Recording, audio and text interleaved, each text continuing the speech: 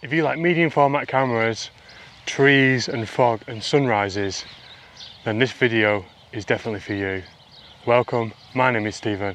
I'm a landscape photographer based in New Zealand, and this morning we're taking out the Fujifilm GFX 50s II with a 45 to 100mm lens and a 30mm prime lens to do some landscape photography locally to where I live here in Pirongia with these beautiful trees, with morning light and fog. I really hope you enjoy the video.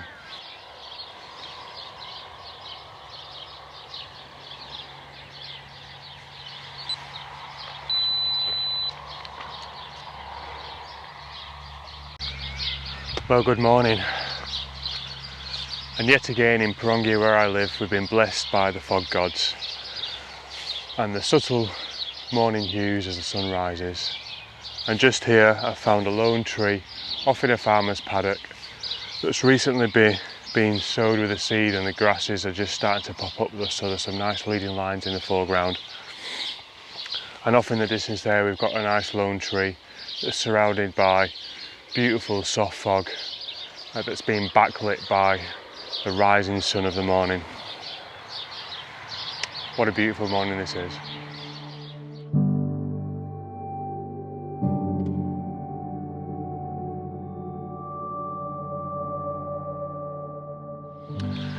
So I did just move my composition slightly. Geez, the light's just kicking off over here. I might have to move off from this location in a second.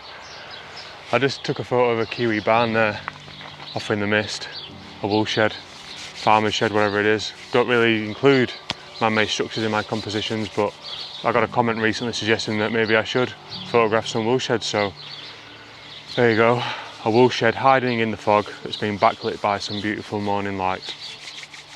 I'm going to move off from here. Took 2 photos, I'll put them up, give me some comments, I hope you enjoy them. I need to go and try and photograph this nice light that's just moving through right here, right now. Let's go and see what we can find.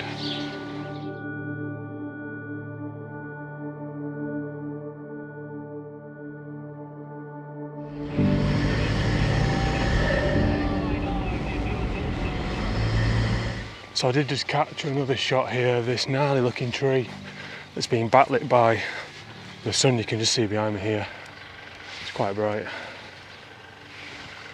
Where is it? Just here.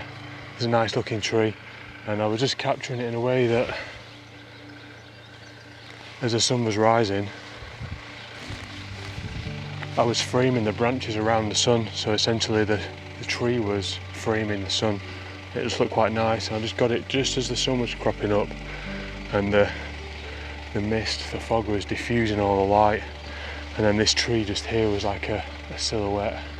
This one just here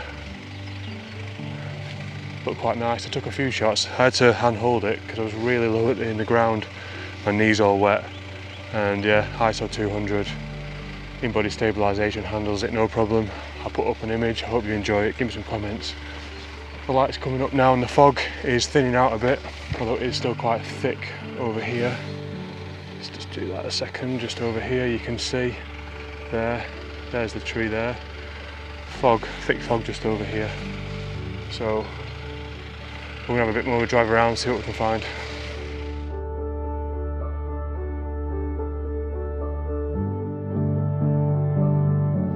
Well, I literally drove 2 seconds less, 100 metres down the road, and I noticed there was a river with a bridge just here. You can see behind me here. Hang on, let's just adjust that. Just here there's a bridge, gives me a nice perspective over the river, and I was just using the river as a compositional leading line, and then off in the distance there's lots of fog, and it was just so moody. There you can see just here. It's just like it's all about lines and textures and tones, and it's just this sweeping river. And then as the river goes off into the distance, it gets thicker with fog and there's loss of detail.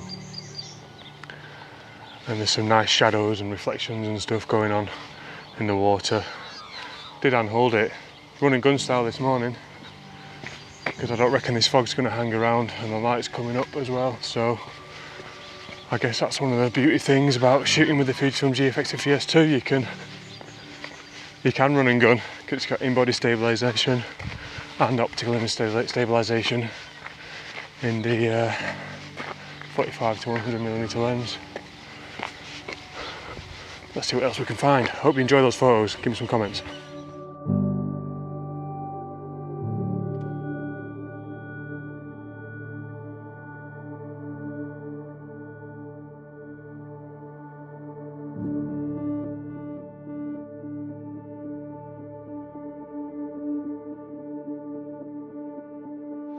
So we seem to have got a little bit of a honeypot of images right here, right near this river where I was. Just literally, I drove a couple of 100 meters again down the road, and just all this mood and atmosphere. Look at all that. And we've got the light just coming up here. If I can just dip that down a bit, you might be able to see here the light's coming up. And yeah, and just there, that tree there is getting side light, and there's all this lovely side light on it and lovely fog behind it. And you can just see in the foreground here, I can just move a bit closer.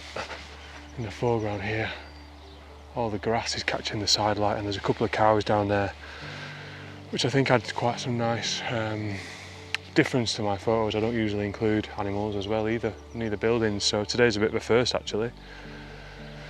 Animals, buildings, without a tripod. What's going on? But anyway, I just really like that. We've got this beautiful warm light on the grass, side light on the tree, the shadow on one side, we've got cows, and then look at all that blue light around that golden light. I mean, when you look at the colour spectrum, it's one thing about colour that I really like is when you work with opposite colours, and we've got reddy orangey tones on green that's surrounded by blue. I don't think it gets much better than that for colour. Just look at all this atmosphere now. We've got light rays coming through. I'm going to have to take some more photos here. Hang on, we've not finished. So this light is pretty special right now. So we are going to handhold this one.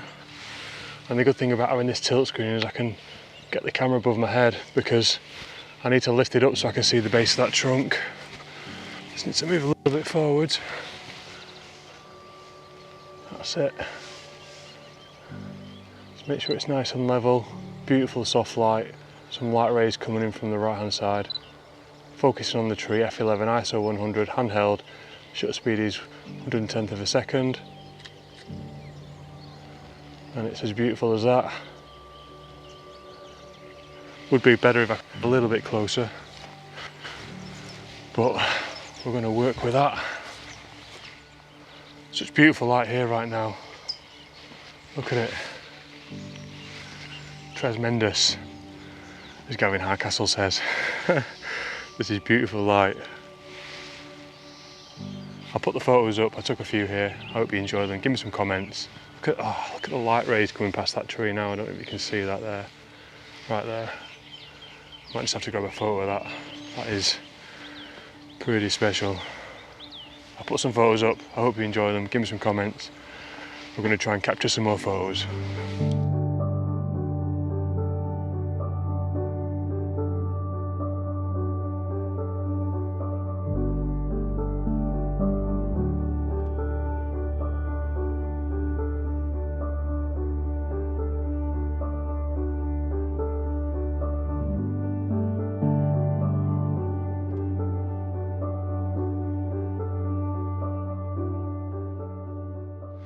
Well, ladies and gentlemen, the famous trees of Pirongia. Hang on, let me just, here we go. Look how gnarly they look. Beautiful looking trees. I photographed this location before. And yeah, let's go and take some photographs in there. I've just got permission from the farmer to go in. They're gnarly, they've got nice spring leaves on them now that are being backlit by the sun, and there's some hanging around fog that's really making them appear really soft. Let's go and photograph them, eh? So I think you will remember this location. I did a photo shoot here a while ago in the winter when there was no leaves on these trees, and I'll post a link. There was lots of fog. It's black and white, taken with my film camera. And I've just gotten permission from the farmer to come in the field again to photograph these trees. And the fog is dissipating, so we need to be quick. I'm putting on my wide angle lens now, 30mm, which is 24mm equivalent. Handheld, in-body stabilisation switched on, and we are just going to take some photos of these trees right here. And I've photographed these trees before, and they are beautiful trees. And they're like, it's almost like the little one is being submissive to the bigger one, like it's not good enough. Oh my god, that looks amazing. F5.6, focusing on the trees. There we go.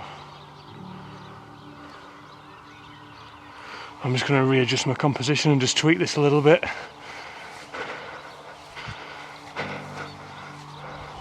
I'm just being careful that the branches of the trees don't overlap each other, but I want them to appeal as though they're connected and talking to each other some way.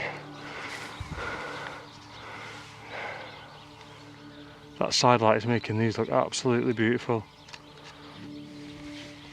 Right, this fog's thinning out now, so I'm going to grab some shots of some of these other trees. Whew. Hope you enjoy these.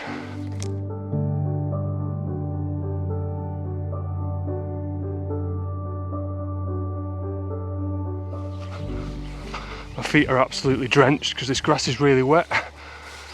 We're just going to photograph this little stubby one here. Right, that looks good. Let's get nice and close, eh? Because we can, because we've got a wide angle lens on. This one's really gnarly. It's got a beautiful side light on it. We're going to go a shallow depth of field here. We'll go F4.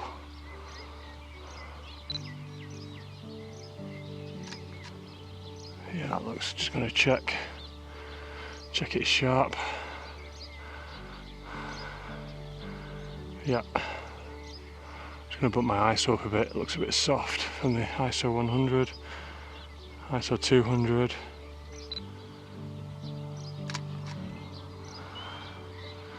Yeah man, those colours are beautiful. I just want to increase the foreground a little bit. ISO 200, F4, 750th of a second. I'm just going to try F3.5 just for good measure. Yeah, I love that.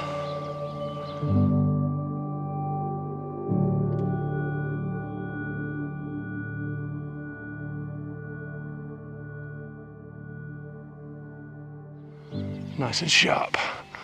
Oh, there's this tree over here as well. This is beautiful. Side light with fog behind it.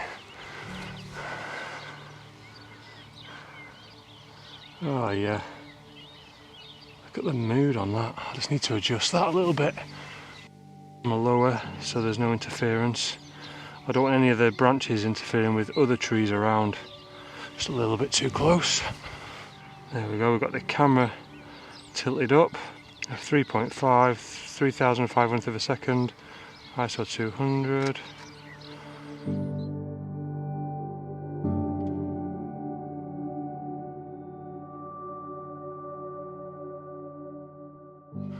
We are going to go side on with this one as well.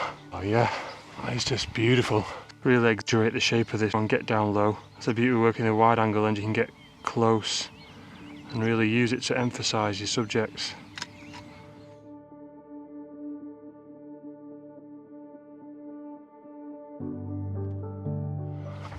The light on these trees is beautiful right now. So we are going to change our lens now and put on a 45 to 100 because the wide angle lens is, I think, possibly too wide because it's catching the blue sky as well, which could be quite nice. But I really want to separate my objects, the trees, from the background. And by having a telephoto lens in, I can move around the objects and these subjects, and I can frame them up so the fog is behind them, directly behind them, which will help with the separation. Because what I want is some really nice tonal separation.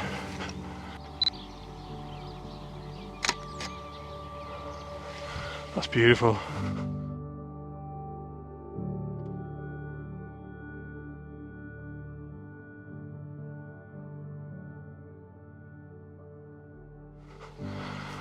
Yeah, let's get this one.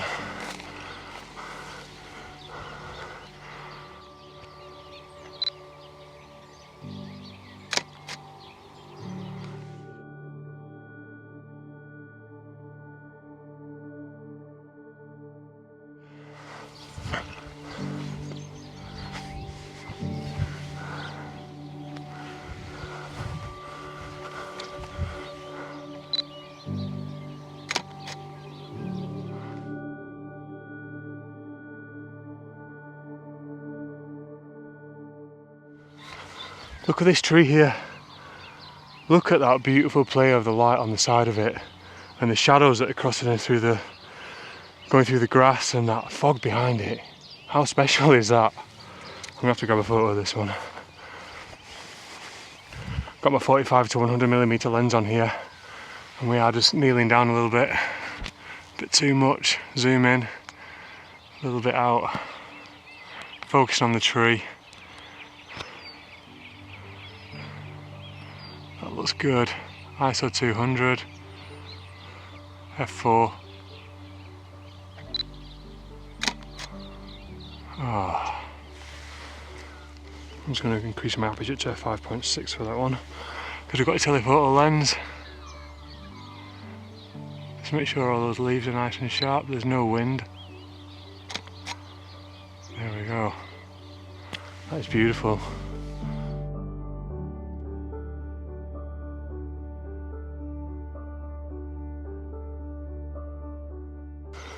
Well, this is cool. Look at these trees. One of them is lit with golden light and the other one in the background is still in fog. Telephoto lens definitely. 100mm. It's just beautiful. Look at that. Doesn't get much better than this.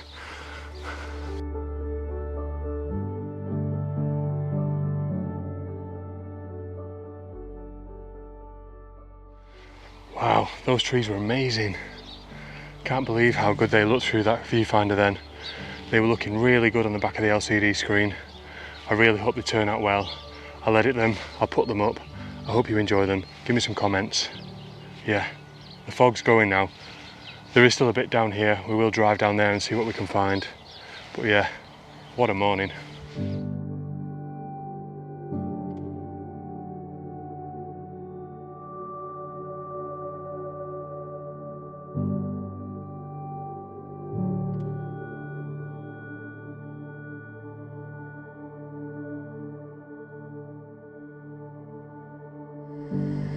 So I did just drive down the road a little bit and I did just stop on the way and I found another Kiwi barn and a couple of trees. I took some photographs, I put them up, let me know what you think.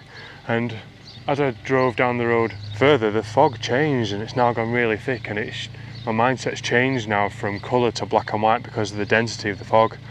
And I think the reason being is the fog is so thick that there's not enough light coming through. I did just find this little composition here. It's slightly different to what I normally shoot. It's a fence, very, very simple, very minimal. Fence, a power pole with some lines coming off it. And it's just a really simple image. It's just got leading lines all over the place. I'll probably put it up in black and white. I hope you enjoy it. Give me some comments. And yeah, this fog is just hanging around. I'm just going to continue to drive around and see what I find. So it's just so special.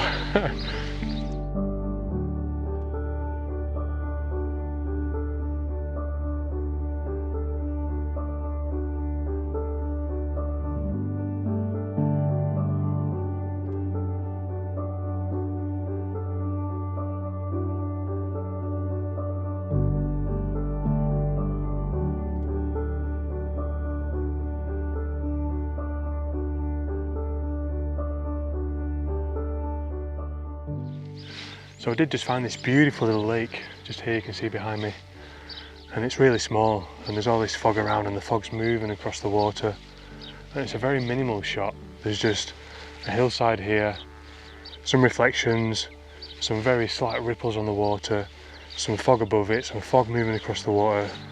There's like a telegraph pole or something just over here and then there's a tree far off in the distance hiding in the fog. Very minimal. Very subtle, I like it. Tell me what you think.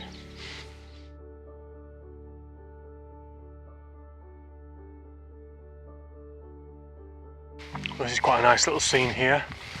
We've got an elevated position looking down into a valley where we've got some green hills, rolling hills, some trees that are partially out of focus because of the fog, and then the fog's just moving across those high level trees there, which I think are pine trees.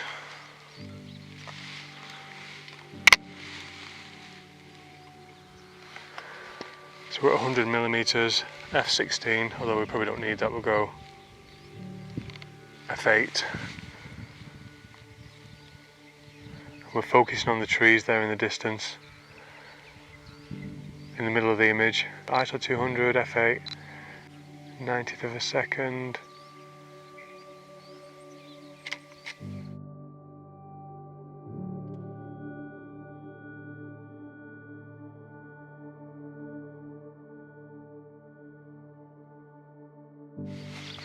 What a beautiful place this is. Not been here before. I'm glad I came here. That's one of the great things about landscape photography, is that it forces you to go out and explore, and I absolutely love that. I've got quite an elevated position here, just looking down into a bit of a valley. There's some mountains over here, lots of trees. So what a morning, what a day, so many photos. I feel so lucky. The fog has been so beautiful, the light's been beautiful, and I've seen so many awesome images on the back of the LCD screen here. But will they turn out great? I'm sure they will. You let me know what you think. So what tips can I leave with you today? Well, I'll leave you with these. A tripod isn't always necessary for landscape photography. If your camera has in-body stabilization, then use it if it allows you to create more photographs. And today's been a great example of that. Coming from a film background, I have confidence that I can shoot Portrait 800 handheld during sunrise at the f2.8 or f4 and get sharp shots.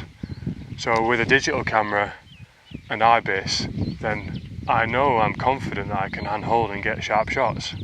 So if you don't need a tripod, then don't use it. Some people may argue that it slows you down and you can mess around with filters and stuff, and I totally get that, and I do that myself. But today I haven't used any filters, and it's been great to be able to go out and handhold.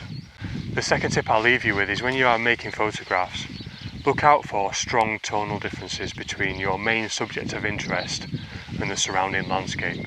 And fog is a really good way of doing that. This morning I was picking out trees that had morning light on them, and then they were surrounded by fog, and it just created this beautiful separation between my main subject and the surrounding landscape, which really does make the image pop. It makes your main subject pop off the photo, and I think that's just a great way of being able to create beautiful images. So yeah, look for strong tonal differences between your main subjects and the surrounding landscapes. And what I mean by strong tonal differences is high contrast, and that's not just light, that's also sharpness. And the photographs I was taking this morning are a good example of that, where we had trees that were in morning light and they were not surrounded by fog, so they were nice and sharp. But just behind the trees there was fog, diffused light, everything was really blurry, and it just makes the trees pop off the image, and it's just awesome. So the third tip I'm going to leave you with is, when you're making your photographs, do not have a single image mindset. And this is something that I see photographers do a lot. I think that if you can go out and create a collection of images that have a common theme, a cohesive feel, then I think that is far more powerful than one single image. So yeah, when you're going out, have a multiple image mindset. Go out and create collections of images, because that is far more powerful. The collection will be far more stronger, and it will improve your photography. So yeah, 3 tips. Take from it what you will. Just a bit of an insight into how I do my photography. And yeah, what a beautiful morning. I really hope you've enjoyed the video. I really hope you've enjoyed the photos. Leave some comments as always. Have a great day. Have a great week. Bye for now. Take care.